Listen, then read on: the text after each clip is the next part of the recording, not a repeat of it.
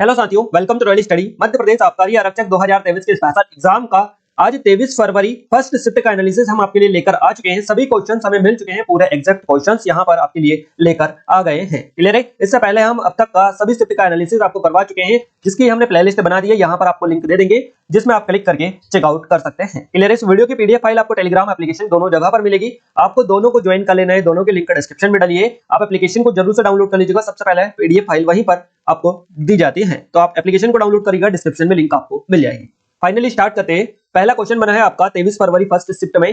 पहला क्वेश्चन बना है 26 जनवरी 2023 को गणतंत्र दिवस समारोह में किस देश के राष्ट्रपति मुख्य अतिथि थे? सही जवाब रहेगा मिस्र के राष्ट्रपति अब्दुल फतेह अल सीसी इनका नाम है, जो कि मिस्र के राष्ट्रपति है। अब या तो आपको देश पूछा था या आपसे राष्ट्रपति का नाम पूछा होगा। क्लियर है? तो आप ये याद रखिएगा। और भारत सरकार ने मिस्र के राष्ट्रपति हैं अब्देल फत्ताह अल सीसी इनका नाम है, इनको गणतंत्र दिवस परेड 2022 के लिए मुख्य अतिथि के तौर पर आमंत्रित किया था। क्लियर है? और वहां भारत द्वारा गणतंत्र दिवस समारोह की मेजबानी करने वाले पहले मिस्र के नेता हैं। तो पहले हैं, क्वेश्चन इंपॉर्टेंट रहेगा। क्लियर है? इसके अलावा अब्देल फत्ताह सीसी एक पूर्व सेना अधिकारी है, जो 2014 में मिस्र के राष्ट्रपति के रूप में चुने गए थे और 2018 में फिर से राष्ट्रपति ये चुने गए थे। क्लियर है? अंतिम विदेशी मुख्य अतिथि अगर हम बात करें 2022 में थे, ब्राजील के राष्ट्रपति थे जायर बोल्सोनारो इनका नाम था। तो ये थे अंतिम विदेशी मुख्य अतिथि, जो कि 2022 में थे। क्लियर है? इसके अलावा हर साल गणतंत्र दिवस 26 जनवरी को मनाया जाता है, ये आप सभी को पता होना चाहिए। इसी दिन 1950 में भारत के संविधान को लागू किया गया था और भारत एक गणतंत्र बन गया था। क्लियर है? भारत के राष्ट्रपति गणतंत्र दिवस समारोह की अध्यक्षता करते हैं, तो ये पॉइंट भी आप नोट डाउन करिएगा। तो ये पॉइंट यहाँ से आपका पूरा क्वेश्चन कवर हो चुका है। अगले पॉइंट की ओर आगे बढ़ते हैं। गणतंत्र दिवस समारोह में किसी विदेशी देश या देश के नेता को सम्मानित है ना अतिथि के रूप में आमंत्रित करने की प्रथा यहाँ पर है। गणतंत्र दिवस समारोह में गणतंत्र दिवस परेड के पहले मुख्य अतिथि 1950 में इंडोनेशिया के पूर्व राष्ट्रपति सुकर्नो थे। तो याद रखिएगा, गणतंत्र दिवस परेड के पहले मुख्य अतिथि कौन थे? पहले, है ना? तो 1950 में इंडोनेशिया के पूर्व राष्ट्रपति थे सुकर्नो, ये थे। तो ये क्वेश्चन बन सकता है आपका। इसके अलावा 1961 में पहली महिला मुख्य अतिथि कौन थी गणतंत्र दिवस परेड में? तो ये थी यूनाइटेड किंगडम की महारानी एलिजाबेथ द्वितीय। केवल एक बार कोई अमेरिकी राष्ट्रपति गणतंत्र दिवस परेड में मुख्य अतिथि रहा है। संयुक्त राज्य अमेरिका के पहले अश्वेत राष्ट्रपति बराक ओबामा 2015 गणतंत्र दिवस परेड में मुख्य अतिथि शामिल हुए थे। क्लियर है? तो आप याद रखिएगा, एक एक चीजें आपके लिए निकाल कर लेकर आए और काफी ज्यादा इंपॉर्टेंट ये है। अगला क्वेश्चन पूछा गया है उपराष्ट्रपति की नियुक्ति से संबंधित। इस तरह से क्वेश्चन पूछा गया था, तो आई थिंक अनुच्छेद आपसे पूछा होगा, तो अनुच्छेद हमने यहाँ पर पूरा मेंशन करवा दिया है आपको। आपका क्वेश्चन जो भी बना हो आपको जवाब मिल जाएगा। भारत के संविधान के अनुच्छेद 66 के अनुसार उपराष्ट्रपति का चुनाव निर्वाचन मंडल के सदस्यों द्वारा किया जाता है। तो ये अनुच्छेद 66 आपका रहेगा, 66 आर्टिकल आपका रहेगा। भारत के उपराष्ट्रपति के लिए योग्यता अनुच्छेद जो है, ये योग्यता से रिलेटेड जो अनुच्छेद है ये 66 है, 66 3 वाला। और अनुच्छेद 63 भारत का उपराष्ट्रपति होगा, इसमें यह कहा गया है। अनुच्छेद 64 में उपराष्ट्रपति राज्यों की परिषद राज्यसभा का पदेन सभापति होगा, ऐसा इसमें कहा गया है, यह उल्लेख मिलता है। उपराष्ट्रपति भारत का दूसरा सर्वोच्च संवैधानिक कार्यालय है। क्लियर है? और 5 वर्ष के कार्यकाल के लिए कार्य करता है, लेकिन वह कार्यकाल के समाप्ति के बावजूद तब तक पद पर बना रहता है जब तक कि उत्तराधिकारी द्वारा पद ग्रहण नहीं कर लिया जाता है। क्लियर है? उपराष्ट्रपति भारत के राष्ट्रपति को अपना त्यागपत्र देकर पद से त्यागपत्र दे सकता है, जो इस्तीफा स्वीकृत होने के दिन से ही प्रभावी हो जाता है। उपराष्ट्रपति को राज्य परिषद यानी राज्यसभा के एक प्रस्ताव द्वारा पद से हटाया जा सकता है, जो उस समय उपस्थित सदस्यों के बहुमत से पारित होता है। साथ ही लोकसभा द्वारा सहमति आवश्यक होती है, और इस प्रायोजन के लिए कम से कम 14 दिन का नोटिस दिए जाने के बाद ही आशय का कोई प्रस्ताव पेश किया जा सकता है। इसके अलावा उपराष्ट्रपति राज्यों की परिषद यानी राज्यसभा का पदेन अध्यक्ष होता है, और उसके पास कोई भी लाभ का पद नहीं होता है। तो ये डिटेल पूरी उपराष्ट्रपति से रिलेटेड, आई थिंक यहाँ से आपका पूरा क्वेश्चन कवर हो गया होगा। भारत के उपराष्ट्रपति से रिलेटेड कुछ इंपॉर्टेंट आर्टिकल्स है ये, है ना? अनुच्छेद 63 से 71 तक भारत के उपराष्ट्रपति के बारे में उल्लेख मिलता है। तो ये पूरे आर्टिकल इनसे रिलेटेड है। अनुच्छेद 63 में भारत का उपराष्ट्रपति होगा, ऐसा कहा गया है। 64 में उपराष्ट्रपति राज्यसभा का पदेन अध्यक्ष होगा और कोई भी लाभ का पद नहीं होगा। इसके अलावा आर्टिकल 65 जो है, इसमें उपराष्ट्रपति के कार्यालय में आकस्मिक रिक्तियों के दौरान राष्ट्रपति की अनुपस्थिति के दौरान राष्ट्रपति के रूप में कार्य करना और उनके कार्यों का निर्वहन करना होगा। तो ये अनुच्छेद 65 के तहत करता है। अनुच्छेद 66 के तहत उपराष्ट्रपति का निर्वाचन संसद के दोनों सदनों के सदस्यों निर्मित निर्वाचन मंडल के सदस्यों द्वारा किया जाएगा, ऐसा ही कहा गया है। इसी तरह 67 में नियुक्ति की तिथि से 5 वर्ष की अवधि तक के लिए धारण करेगा उपराष्ट्रपति अपनी जो पद है, ये कब तक रहेगा? तो 67 इसमें है। और 68 जो है, आर्टिकल 68 जो कहा गया है, इसमें उपराष्ट्रपति के पद का कार्यकाल पूर्ण होने के कारण सृजित रिक्ति को भरने के लिए निर्वाचन उपराष्ट्रपति के कार्यकाल की समाप्ति से पूर्व संपन्न कर लिया जाएगा। इस तरह की जो चीजें हैं ये और भी यहाँ पर दे रखी है। तो ये सारे आर्टिकल है, आर्टिकल 69, आर्टिकल 70 और आर्टिकल 71। एक एक चीजें अच्छे से कवर कर लीजिएगा, क्योंकि आपके एग्जाम में अगला क्वेश्चन यहीं से बनने वाला है। अब देखिए नेक्स्ट क्वेश्चन बना है आपका कि नोबेल पुरस्कार 2022 चिकित्सा का क्षेत्र में किसे दिया गया है। अब या तो आपसे नाम पूछा होगा या फिर नाम दे रखा होगा और आपसे पूछा होगा कि इनको किस क्षेत्र में मिला है। दोनों ही कंडीशन में आपका क्वेश्चन बना होगा। तो नोबेल पुरस्कार 2022 चिकित्सा के क्षेत्र में मिला है स्वाते पाबो को। और क्वेश्चन इस तरह से बना भी होगा कि नोबेल पुरस्कार 2022 स्वाते स्वाते पाबो को मिला है, तो इनको किस क्षेत्र में मिला है, तो चिकित्सा के क्षेत्र में मिला है। तो देख लीजिएगा थोड़ा सा, स्वीडन के स्वाते पावो ये हैं और इनको चिकित्सा के क्षेत्र में नई खोज के लिए 2022 के नोबेल पुरस्कार से सम्मानित किया गया है। और उन्हें यह पुरस्कार मानवों के लिए विलुप्त पूर्वजों और मानव विकास की अनुवांशिकी जीनोम से जुड़ी खोजों के लिए दिया गया है। नोबेल पुरस्कार की शुरुआत हुई थी साल 1901 में शुरुआत हुई थी और नोबेल फाउंडेशन द्वारा स्वीडन के वैज्ञानिक थे अल्फ्रेड नोबेल, इनकी याद में इनको शुरू किया गया था। और यह साहित्य, भौतिक, रसायन, चिकित्सा विज्ञान और अर्थशास्त्र के क्षेत्र में दिया जाता है ना। और इसके क्षेत्र में दिया जाने वाला दुनिया का सबसे प्रतिष्ठित पुरस्कार ये है। नोबेल पुरस्कार के तहत लगभग देखिए यहाँ पर जो डॉलर दिए जाते हैं वो कितने डॉलर दिए जाते हैं आप देख सकते हैं, काफी ज्यादा प्राइस यहाँ पर इसके तहत दी जाती है। यहाँ पर आप देख लीजिएगा। और नोबेल पुरस्कार विजेता 2022 की अगर हम लिस्ट आपको बताओ कवर करवाएं तो देखिए भौतिक विज्ञान के क्षेत्र में एलेन पालू है ना, जॉन क्लोजर और एंटोन जलिंगर, तो इनको दिया गया है। रसायन विज्ञान के क्षेत्र में, फिजियोलॉजी के क्षेत्र में, साहित्य के क्षेत्र में एनी एर्नोक्स, आपका से कल क्वेश्चन बना था एनी एर्नोक्स से, याद रखिएगा। अर्थशास्त्र के क्षेत्र में बेन बर्नान और इसके अलावा शांति के क्षेत्र में एल बालियास को मिला है। तो ये आप सारी डिटेल याद रखिएगा, एक एक चीजें स्क्रीनशॉट अच्छे से ले सकते हैं आप, पूरी चीजें आप याद रखिएगा क्योंकि आज इनसे पूछा है कल और इसी लिस्ट में से किसी और से पूछा जाएगा। तो ये 2022 में जिन जिन को मिला है सारा की लिस्ट हमने आपको दे दी है। आपको पीडीएफ भी डाल देंगे टेलीग्राम पर, एप्लीकेशन को डाउनलोड कर लीजिएगा, वहां पर आप इसका अच्छे से रिविजन कर सकते हैं। अगला क्वेश्चन बना है अनुच्छेद 41-42 से। तो क्या क्वेश्चन था ये तो नहीं मिल पाया है, बट हमने इसके बारे में डिटेल आपको कवर करवा दी है। अनुच्छेद 41 का उद्देश्य बेरोजगारी, वृद्धावस्था, बीमारी, अपंगता और अयोग्यता आवश्यकता की स्थिति में व्यक्तियों के लिए कार्य, शिक्षा और सार्वजनिक सहायता अधिकारों की रक्षा करना आर्टिकल 41 में है। इसी तरह आर्टिकल 42 जो है अनुच्छेद 42 काम की न्याय संगत मानवीय परिस्थितियां और मातृत्व राहत से के प्रावधान इसमें दिए गए हैं। भारतीय संविधान का जो अनुच्छेद 38 है इसमें राज्य लोगों के कल्याण को बढ़ावा देने के लिए एक सामाजिक व्यवस्था को सुरक्षित करता है। इसी तरह 39A जो आर्टिकल है इसमें समान न्याय और निःशुल्क कानूनी सहायता का प्रावधान है ना। और अनुच्छेद 40 जो है संविधान का अनुच्छेद 40 है, इसमें ग्राम पंचायतों का संगठन क्लियर है। अनुच्छेद 41 में कुछ मामलों में काम, शिक्षा और सार्वजनिक सहायता का अधिकार का प्रावधान है। अनुच्छेद 42 काम की न्याय संगत मानवीय परिस्थितियों, मातृत्व, अवकाश का प्रावधान इसमें दिया गया है। और अनुच्छेद 43B में सहकारी समितियों का संवर्धन का प्रावधान है। 44 में नागरिकों के लिए समान नागरिक संहिता का है। और अनुच्छेद 46 में अनुसूचित जातियों, अनुसूचित जनजातियों, अन्य कमजोर वर्गों के शैक्षिक और आर्थिक हितों को बढ़ावा देना है। अगर हम बात करें भारतीय संविधान का अनुच्छेद 48 की, तो कृषि और पशुपालन का संगठन इससे रिलेटेड है। 48A में पर्यावरण का संरक्षण और सुधार और वनों और वन्य जीवों की सुरक्षा का प्रावधान देखने को मिलता है। और अनुच्छेद 49 में राष्ट्रीय महत्व के स्मारकों, स्थानों और वस्तुओं का संरक्षण करने का प्रावधान मिलता है। तो ये सारे आर्टिकल है जो कि इंपॉर्टेंट है और आपको याद रखना है। अगला क्वेश्चन बना है योजना आयोग को किसने समाप्त किया। योजना आयोग को देखिए नरेंद्र मोदी सरकार ने समाप्त किया है ना। योजना आयोग को कब किया, अगर डेट भी आपसे पूछा जाए तो 13 अगस्त 2014 को योजना आयोग को समाप्त किया गया। योजना आयोग के स्थान पर नीति आयोग को लाया गया। तो 13 अगस्त 2014 को योजना आयोग खत्म कर दिया गया और इसकी जगह पर नीति आयोग का गठन हुआ। नीति आयोग भारत सरकार की एक थिंक टैंक परियोजना है और 1 जनवरी 2015 को इसका स्थापना हुआ नीति आयोग का। 1950 में योजना आयोग की स्थापना की गई थी, याद रखिएगा योजना आयोग की स्थापना 1950 में की गई थी, जो कि 13 अगस्त 2014 को समाप्त कर दी गई। और 1 जनवरी 2015 से नीति आयोग की स्थापना की गई। केसी नियोगी की अध्यक्षता में एक सलाहकार योजना बोर्ड की सिफारिश के आधार पर योजना आयोग की स्थापना की गई थी। नरेंद्र मोदी सरकार ने 2014 में योजना आयोग को भंग कर दिया और योजना आयोग को 2015 में नवगठित नीति आयोग द्वारा प्रतिस्थापित किया गया था। क्लियर है। अगला क्वेश्चन बना है हर घर जल पहुंचाने वाला पहला राज्य कौन सा बना है, तो ये गोवा बन गया है। हर घर जल पहुंचाने वाला गोवा पहला राज्य बना है। प्रधानमंत्री मोदी ने बताया कि जल जीवन मिशन के तहत हमारी सरकार ने लगभग 10 करोड़ गरीब परिवारों को पाइप के जरिए जल पहुंचाया है। गोवा 100% हर घर जल प्रमाणन प्राप्त करने वाला देश का पहला राज्य बन गया है। और सरकार के मुताबिक गोवा में हर घर में नल के जरिए साफ पानी जो है उपलब्ध कराया जा रहा है। राज्य सरकार ने सभी 378 गांवों को हर घर जल घोषित भी कर दिया है। तो ये कौन सा गोवा स्टेट है, आप याद रखिएगा, यही आई थिंक आपको ऑप्शन में भी मिला होगा। एक क्वेश्चन आपका आरबीआई का रेपो रेट से पूछा गया है, रेपो रेट से रिलेटेड क्वेश्चन था। तो देखिए आरबीआई ने अभी हाल ही में अपने रेपो रेट जो है इसको इंक्रीज कर दिया है। तो आरबीआई भारतीय रिजर्व बैंक ने रेपो दर में 25 बेसिस पॉइंट यानी बीपीएस की वृद्धि कर दी है। अब रेपो रेट जो है 6.25% से बढ़कर 6.50% हो गया है। पहले ये 6.25% था जो कि 6.25% था, जो अब बढ़कर 6.50% हो गया है।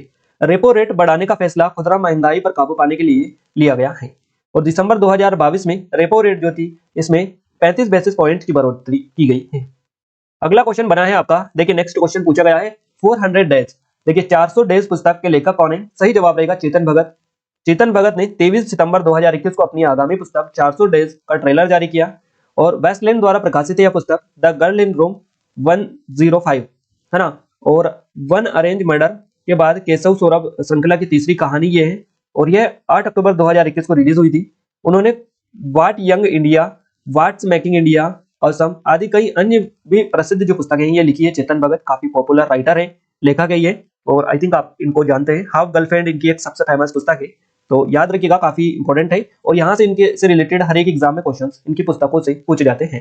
तो ये 400 डेज ये आपके एग्जाम में एज इट इज क्वेश्चन बना था। देखिए एक क्वेश्चन आपका मुगल काल से रिलेटेड पूछा गया है। मुगल काल यहाँ पर हमने पूरा कवर करवा दिया है आपको, ये देख लिया वीडियो आपने तो आपका यहाँ से जो भी क्वेश्चन पूछा जाएगा कवर हो जाएगा। क्लियर है। अब मुगल काल में सबसे पहले बाबर की बात करते हैं। 1526 से 1530 तक इसका शासनकाल रहा है बाबर का। संबंधित बिंदु भी हमने डाले हैं। देखिए ये जो है मुगल वंश के संस्थापक थे। 1526 में इन्होंने प्रथम पानीपत के युद्ध के दौरान विजय प्राप्त करने के बाद मुगल वंश की स्थापना इन्होंने करी थी। मुगल वंश की स्थापना के बाद वहां ज्यादा दिनों तक शासन नहीं कर पाया क्योंकि 1530 में उनकी मृत्यु हो गई थी। क्लियर है। तो 1526 से 30 तक इसने शासन किया था। अगला हुमायूं आते हैं नेक्स्ट। तो 1530 से 1556, 1540 से 1555 भारत, है ना। इनका शासनकाल दो चरणों में विभाजित था क्योंकि उनके शासन के दौरान वह शेर शाह सूरी से पराजित हुआ था। तो 1530 से 56 तक किया था और उसके बाद में 40 से यहाँ पर 55 के बीच में ये जो कालक्रम है दो चरणों में इनका जो है ये शासन रहा था। तो याद रखिएगा इनके बारे में भी थोड़ी सी डिटेल। और इसके अलावा भारत से बाहर पराजित जीवन इन्होंने जिया था। भारत से बाहर पराजित जीवन इन्होंने जिया था, तो याद रखिएगा जिसकी वजह से 1540 से 1555 तक गद्दी पर नहीं बैठ पाया था और बीच में 15 वर्ष भारत के बाहर ही इन्होंने अपना जीवन व्यतीत किया था। और दोबारा से 1555 में वापस आता है और अपना साम्राज्य वापस जीत लेता है और 1536-56 में इसकी मृत्यु हो जाती है। किसकी? यहाँ पर हुमायूं की। याद रखिएगा। अकबर की बात करें तो अकबर 1556 से 1605 तक शासन किया। हुमायूं की मृत्यु के बाद में उसके साम्राज्य पर शेरशाह सूरी का जो वंशज था हेमू, इसने कब्जा कर लिया था और जिसकी वजह से हुमायूं के पुत्र अकबर को 1556 में पानीपत का द्वितीय युद्ध लड़ना पड़ा था।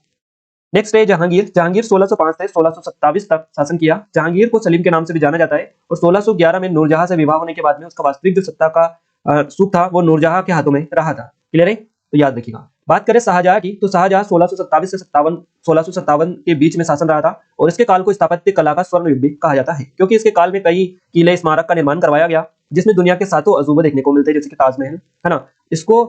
इसके अंतिम जो वर्ष था इसमें इसके पुत्र औरंगजेब द्वारा 1658 में बंदी बना लिया गया था। ध्यान रखिएगा। और कैद में रहते हुए इसकी 1666 में मृत्यु हो गई थी। तो शाहजहां को जो बंदी बनाया था उसके पुत्र औरंगजेब ने 1658 में बंदी बना लिया था और कैद में रहते हुए 1666 को उसकी मृत्यु हो गई थी। बात करें औरंगजेब की तो 1658 से 1707 तक शासन किया। बहुत ही क्रूर और कट्टर मुस्लिम शासक बनकर सामने आया था औरंगजेब। अपने शासनकाल के प्रारंभिक 25 वर्ष उत्तर भारत और अंतिम 25 वर्ष दक्षिण भारत में शासन किया था। तो ये याद रखिएगा, थोड़ा सा डिटेल इनके बारे में पूरा हमने आपको कवर करवा दिया। अगर क्वेश्चन बनेगा तो यहाँ से आपका कवर हो जाएगा।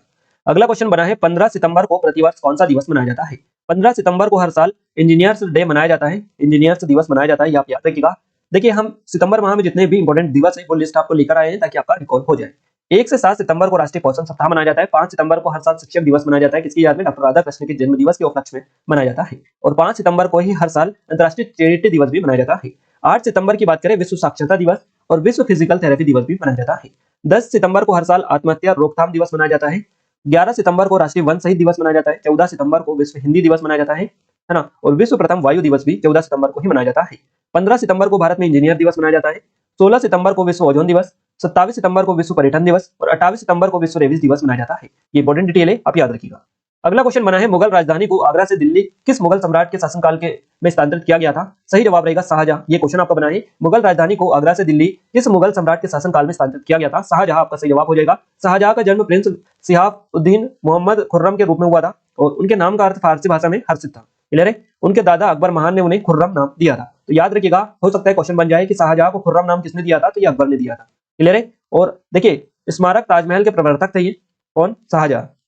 इनके द्वारा ही बनवाया गया था। लाहौर में मोती मस्जिद अब पाकिस्तान में देखने को मिलती है। दिल्ली की जामा मस्जिद, आगरा किले की क्षेत्र और दिल्ली का वजीर खाना मस्जिद, लाल किला, ये सभी के निर्माता है, यानी इनका निर्माण इन्होंने ही करवाया था, इनको ही बनवाया था। क्लियर है। इनके शासनकाल के दौरान मुगल राजधानी को आगरा से दिल्ली जो स्थानांतरित किया था ये शाहजहां के शासनकाल में ही की गई थी। अगला क्वेश्चन बना है भारत ने किस पंचवर्षीय योजना के दौरान मिश्रित अर्थव्यवस्था को अपनाया? तो भारत ने द्वितीय पंचवर्षीय योजना के दौरान मिश्रित अर्थव्यवस्था को अपनाया था। द्वितीय पंचवर्षीय योजना जो क्रम रहा है ये इसका टाइम पीरियड 1956 से 1961 के बीच में द्वितीय पंचवर्षीय योजना की कल्पना आर्थिक स्थिरता के माहौल में की गई थी और यहाँ महसूस किया गया कि कृषि को कम प्राथमिकता दी जा सकती है। देखिए द्वितीय पंचवर्षीय योजना में उद्योगों को अधिक महत्व दिया गया, मुख्य रूप से भारी उद्योगों पर ध्यान केंद्रित किया गया था इसमें, और भारत सरकार ने देश में औद्योगिक वस्तुओं के निर्माण को बढ़ावा दिया। द्वितीय पंचवर्षीय योजना में यह मुख्य रूप से सार्वजनिक क्षेत्र के विकास के लिए किया गया था और यह जो योजना है तीव्र औद्योगिकरण भारी और बुनियादी उद्योगों पर केंद्रित थी। विदेशी ऋणों के माध्यम से भारी आयात का समर्थन इस माध्यम से किया गया था। इसलिए भारत सरकार ने द्वितीय पंचवर्षीय योजना के दौरान मिश्रित अर्थव्यवस्था को अपनाया था। द्वितीय पंचवर्षीय योजना के अनुसार दुर्गापुर और भिलाई सहित अन्य 5 इस्पात संयंत्र स्थापित किए गए थे। तो अगर आपसे क्वेश्चन बने कि दुर्गापुर भिलाई सहित 5 अन्य संयंत्र स्थापित किए गए थे जो कि किस पंचवर्षीय योजना के दौरान स्थापित किए गए थे? तो द्वितीय पंचवर्षीय योजना के दौरान स्थापित किए गए थे। द्वितीय पंचवर्षीय योजना की जो अवधि है इसके दौरान परमाणु ऊर्जा आयोग अस्तित्व में आया था। अगला क्वेश्चन बना है हुमायूं नामा किसने लिखा था? हुमायूं नामा लिखा था गुलबदन बेगम ने। गुलबदन बेगम के द्वारा लिखा गया था हुमायूं नामा और ये जो है मुगल शासक बाबर की सबसे छोटी बेटी थी और 8 साल की थी तब उन्होंने हुमायूं नामा लिख दिया था। सरल फारसी भाषा में बिना शब्द के लिखे हुए थे। क्लियर है? याद रखिएगा बिना शब्द के लिखे हुए थे, फारसी भाषा में बिना शब्द के लिखे हुए थे सरल।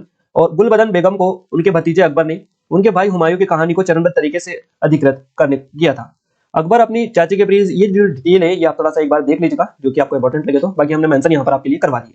अगला क्वेश्चन बना है जापान भारतीय समुद्री अभ्यास जिसको जिमैप 2020 यहाँ पर है ना, इसका कौन सा संस्करण 11 सितंबर को 2022 को शुरू किया गया था? तो जापान भारतीय समुद्री अभ्यास है, इसका कौन सा संस्करण 11 सितंबर 2022 को शुरू किया गया, 6ठा संस्करण किया गया। याद रखिएगा यही क्वेश्चन आपका बना है। जिमैक्स 2022 की मेजबानी वर्तमान में भारतीय नौसेना द्वारा बंगाल की खाड़ी में की गई है और भारत का प्रतिनिधित्व 3 स्वदेशी रूप से डिजाइन निर्मित युद्धपोतों के द्वारा किया गया है। तो ये 6वां संस्करण था जो कि भारत और जापान के बीच में समुद्री अभ्यास था ये, है ना। इसको नाम दिया गया जिमैक्स 2022।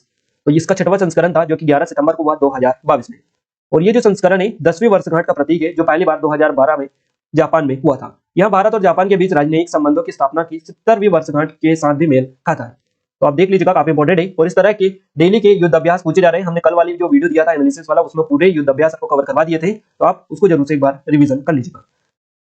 अगला क्वेश्चन बना है उपराष्ट्रपति के वेतन भत्ते का उल्लेख संविधान की सूची में किया गया है। तो ये दूसरी अनुसूची है संविधान की जिसमें वेतन भत्ते का जो उल्लेख देखने को मिलता है। तो दूसरी अनुसूची में संवैधानिक पदों के धारकों के लिए अनुमोदित सूचीबद्ध है जैसे कि भारत के राष्ट्रपति, उपराष्ट्रपति, मंत्री, न्यायाधीश, नियंत्रक और महालेखा परीक्षक इनके आदि के वेतन भत्ते जो दिए गए हैं वो दूसरी अनुसूची में देखने को मिलते हैं।